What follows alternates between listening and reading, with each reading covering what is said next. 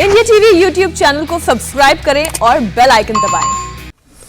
अगली खबर का रुख करते हैं। ओबीसी वर्ग को केंद्र सरकार बड़ा तोहफा देने वाली है। ओबीसी लिस्ट तैयार करने का अधिकार अब राज्य सरकार को मिलने वाला है। लोकसभा में 127वां संविधान संशोधन बिल पेश कर दिया गया है। आज लोकसभा में इस बिल पर चर्चा होगी, लिहाजा लोकसभा के में सभी पार्टियों ने व्हिप जारी किया है। कल कांग्रेस समेत विपक्ष के सभी नेताओं ने इस बिल को पास करने पर सहमति जताई थी और इस बिल के पास होने के बाद राज्य सरकारों को यह अधिकार होगा कि वो अपने हिसाब से ओबीसी समुदाय की सूची तैयार करें। बिल पास होने के बाद राज्यों को इसके लिए केंद्र पर निर्भर नहीं रहना होगा। For reference of the Tribunal Reforms Bill 2021 to a select committee of the Rajya Sabha members. अब पिछड़ा सियासत की गूंज है, सर पर यूपी का चुनाव है, मराठा वोट का प्रभाव है। सरकार ने संसद में संशोधन बिल पेश कर दिया। पिछड़ा घोषित करने का अधिकार राज्यों के हाथ में हो, राज्यों को ही अब आरक्षण देने का भी अधिकार हो। सरकार ने तो अपना काम कर दिया। कांग्रेस ने इसमें भी अपना रवैया समर्थन के साथ विरोध वाला रखा। हर राज्य में पार्टी को पिछड़ों का वोट चाहिए, मगर पहले संसद में कांग्रेस के अधीर रंजन चौधरी का स्टैंड देखिए, इस दोहरे रवैये को देखिए।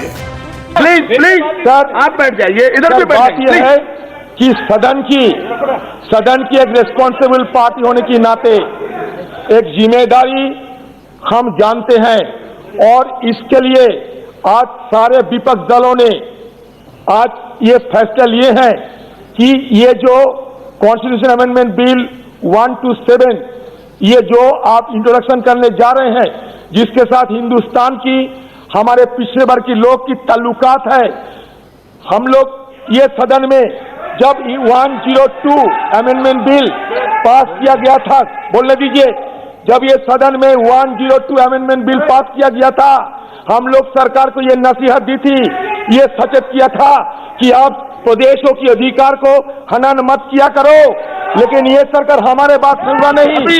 ये बहुमत की बाहुबली से हमारी बात नहीं सुने गए। लेकिन आज क्या हुआ?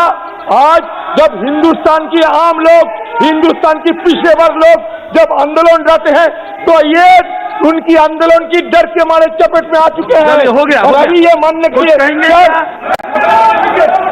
सभापति महोदय, ये विरोध केवल राजनीतिक आधार पर विरोध है।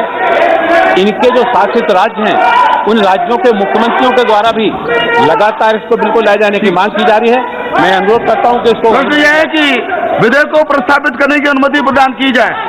जो सदस्य के पक्ष में वो हाँ कहें, जो सदस्य के विरोध में वो ना कहें। मेरे विचार में निर्णय हाँ वालों के पक्ष में हुआ। 15 विपक्षी दलों ने संसद के मॉनसून सत्र के आखिरी पड़ाव पर फैसला लिया। राज्यसभा के नेता प्रतिपक्ष मल्लिकार्जुन खड़गे ने कहा, इस संशोधन विधेयक का भी समर्थन करेंगे। विधेयक को पेश किया जाए और तत्काल चर्चा कर पारित किया जाए। मामला महाराष्ट्र का था। सुप्रीम कोर्ट ने मराठा आरक्षण पर रोक लगा दी। दरअसल 5 मई को मराठा आरक्षण के मामले में फैसला देते हुए सुप्रीम कोर्ट ने कहा था कि ओबीसी की लिस्ट तैयार करने का अधिकार केवल केंद्र सरकार के पास है। आरक्षण जैसे संवेदनशील मामले में केंद्र सरकार किसी तरह का कोई जोखिम नहीं लेना चाहती, इसलिए उसी वक्त केंद्र सरकार ने इस पर आपत्ति जताई। अब संविधान संशोधन लाकर केंद्र सरकार राज्य सरकारों को भी ओबीसी लिस्ट तैयार करने का अधिकार देने वाली है। महाराष्ट्र में मराठा आरक्षण एक बड़ा सवाल है। मराठा एक मराठी कबीला है जो मूल रूप से कामगार तबका है, मगर उसकी तादाद इतनी बड़ी है कि मराठा शरद पवार, ब्राह्मण देवेंद्र फडणवीस और कायस्थ ठाकरे सब एक साथ खड़े हो जाते हैं। मैंने एचएम साहब से मुलाकात भी की है और उनको निवेदन भी किया है कि इसी अधिवेशन में ये बिल जो है इसको मान्यता मिले। और मैं तमाम पॉलिटिकल पार्टी से भी ये निवेदन करना चाहता हूँ कि वो सारी पॉलिटिकल पार्टी जो अभी एक लॉकजाम तैयार करके बैठी हुई है, उन्होंने कम से कम ओबीसी के हितों के लिए और बैकवर्ड क्लासेस के हितों के लिए इसको समर्थन देना चाहिए और इसको एक मत से पारित किया। सर, उद्धव ठाकरे जी कह रहे हैं 50% का जो कैप है रिजर्वेशन पे वो हटा दिया जाए ताकि और सहूलियत हो मराठा रिजर्वेशन। देखिए उस बात का इस बिल का कोई संबंध नहीं। आप किसी को भी जब रिजर्वेशन देते हैं तो सबसे पहले उनको बैकवर्ड घोषित करना पड़ता है। ये बिल उसके संदर्भ में। आप परसेंटेज की बात तो तब आएगी जब कोई बैकवर्ड होगा। तो बैकवर्ड घोषित करने का जो अधिकार स्टेट का था, वो जो चला गया था, वो अब स्टेट को वापस मिल रहा है। तो पहले वो कार्रवाई तो पूरी करें बैकवर्डनेस की। इसलिए ये मुझे ऐसा लगता है कि एक प्रकार से अपनी जिम्मेदारी को टालने का ये काम है। जब ये मांग उठती है तो जो आपको जिम्मेदारी दी है, क्योंकि सुप्रीम कोर्ट ने मराठा बैकवर्डनेस का जो एक रिपोर्ट था उसको नकार दिया, तब नए सिरे से बैकवर्ड घोषित करना पड़ेगा। तो अब तक तो ये कह सकते थे कि भाई करना है, लेकिन जी हमारे पास तो स्टेट के पास कोई अधिकार ही नहीं है। अब ऐसा नहीं है। अब इस अमेंडमेंट से सारा अधिकार स्टेट को मिल रहा है। उनकी जिम्मेदारी उनको करना पड़ेगा। आपल्याला कल्पना आहे, मधल्या काळामध्ये मी त्याच्यानंतर उपमुख्यमंत्री आपले अजितदादा आणि अशोकराव हे आपल्या देशाच्या माननीय पंतप्रधान मोदीजींना जाऊन आम्ही भेटलो होतो आणि त्यांना आपल्या राज्याच्या काही गोष्टींबद्दल सहकार्य करण्याची विनंती केली। आणि दुसरा महत्त्वाचा मुद्दा होता जो मराठा आरक्षणाच्या बाबतीत होता आणि आहे, तो म्हणजे आरक्षण देण्याचा अधिकार सर्वोच्च न्यायालयाने सांगितलं होतं की हा अधिकार राज्याला नाही, केंद्रालाच आहे। म्हणून आपण त्यांना विनंती केली होती, एक तर आपल्या अधिकारामध्ये या समाजातील सगळे जे माझे गोरगरीब आहेत त्यांना त्यांचा न्याय हक्क मिळवून द्या, त्यांना आरक्षण द्या। अगले साल उत्तर प्रदेश में विधानसभा के चुनाव होने हैं, जहां पर ओबीसी समुदाय 40% से ज्यादा है। केंद्र का यह फैसला यूपी के ओबीसी समुदाय को लुभाने के तौर पर भी देखा जा रहा है। हाल ही में मेडिकल एजुकेशन की रिजर्व सीटों में केंद्र ने ओबीसी समुदाय और आर्थिक रूप से पिछड़े हुए लोगों के लिए सीटें आरक्षित की हैं। मगर खेल तो यह है कि बीजेपी से टक्कर ले रही समाजवादी पार्टी भी यूपी में पिछड़ा वर्ग सम्मेलन का आगाज कर रही है। यह सम्मेलन 9 से 15 अगस्त तक चलने वाला है। इसकी शुरुआत कानपुर से होगी और समापन होगा फतेहपुर में। अखिलेश ने महान दल के साथ हाथ मिलाया है और अब बीजेपी को उसके पिछड़ा एजेंडे पर कोसते फिर रहे हैं। इतनी बार आए लोग अपना हक मानने, सम्मान मांगने, इन्होंने लाठी मार करके वापस किया है।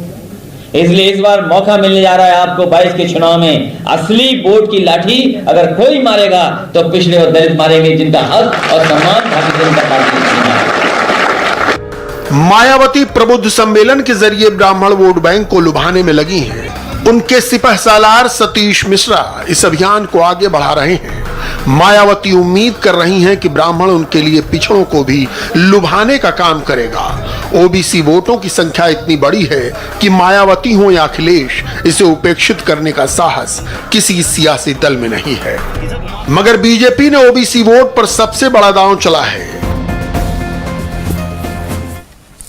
तो वहीं गरीब और ग्रामीण महिलाओं की जिंदगी बदलने वाली है। उज्ज्वला योजना यानी कि PMUY आज अपने अगले मुकाम पर पहुंचने वाली है।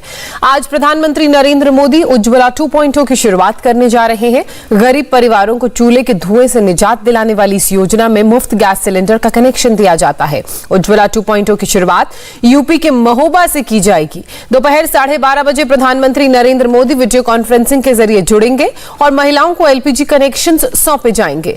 उज्ज्वला स्कीम इससे पहले भी उत्तर प्रदेश से ही लॉन्च की गई थी।